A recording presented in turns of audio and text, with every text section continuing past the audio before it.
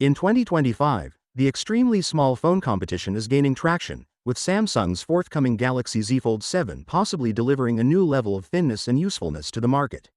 According to leaker Theolux, the Galaxy Z Fold 7 might be only 8.2mm thick when folded, making it roughly half the thickness of the first Galaxy Fold, which launched in 2019. This would make the Fold 7 smaller than the Oppo Find N5, which is presently the world's thinnest foldable by roughly 0.7mm. However, the real question today is whether Samsung can meet these specifications. Some prior speculation stated that the Fold 7 will be roughly 9mm when folded and 4.5mm when unfurled, which seems more feasible than the ultra-thin 8.2mm number. However, the lesson is clear.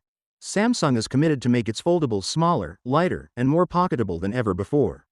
The Fold 7 is also expected to include elements from the Galaxy Z Fold Special Edition, including a bigger, more immersive 8-inch main display and a 6.5-inch outer display, which should make the phone seem even more usable when folded. The anticipated 200-megapixel primary camera is the first time a whole device has a sensor of that size, elevating mobile photography for foldables to a new level.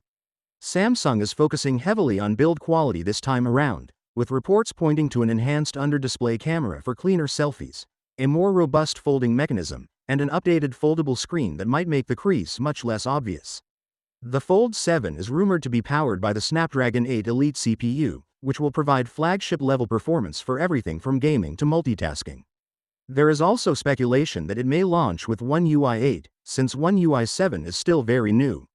Samsung's rapid software upgrades indicate that the Fold 7 may have some distinct UI improvements or new functionality designed just for foldables. The majority of indicators point to an early July launch event, with the Galaxy Z Flip 7 likely sharing the stage.